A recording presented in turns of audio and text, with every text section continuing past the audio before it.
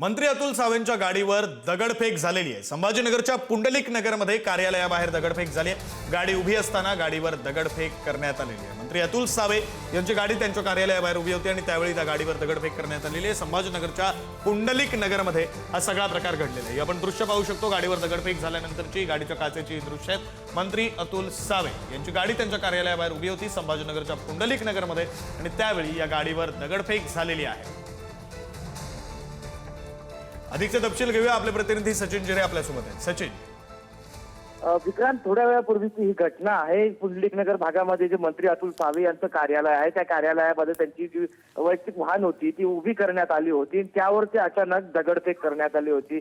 दगडफेक झाल्यानंतर एकच गोंधळ उडाला। ही दगडफेक कोणी केली याचा शोधाशोध सुरू झाला। पोलिसांनी तातडीने घटनास्थळ दाखल केलं आणि त्यानंतर दगडफेक करणाऱ्या व्यक्तीला शोधून काढलेला आहे। आणि दगडफेक करणारा व्यक्ती कुठला कार्यकर्ता नसून तो एक मनोरुग्ण असल्याचं आता समोर आलेलं आहे। पोलिसांनी त्या व्यक्तीला ताब्यात घेतलेला आहे। सध्या तो जो व्यक्ती आहे पुंडलिक नगर पोलिसांच्या ताब्यात आहे आणि पुढील गुन्हा दाखल करण्याची प्रक्रिया सुरू आहे। मनोरुग्ण व्यक्ती असला तर जेव्हा समोर आलं त्यावेळेस सर्वांनी सुटकेचा निश्वास घेतलेला आहे आणि सध्या ही जी वाहन आहे तिचं थोडंफार नुकसान झालेलं आहे, मात्र कुणालाही इजा झालेली नाहीये।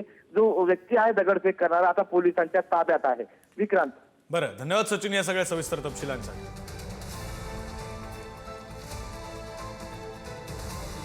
दृश्य आपण पाहतोय, ज्या गाडीवर दगडफेक झाली त्या गाडीची दृश्य आहेत दगडफेकीनंतरची। संभाजीनगरच्या पुंडलिक नगरमध्ये मंत्री अतुल सावे यांच्या कार्यालयाबाहेर उभ्या असलेल्या त्यांच्या गाडीवर दगडफेक करण्यात आलेली। संबंधित व्यक्ती माथेफिरू असल्याची माहिती आत्ताच आपले प्रतिनिधी सचिन जिरे यांनी दिली।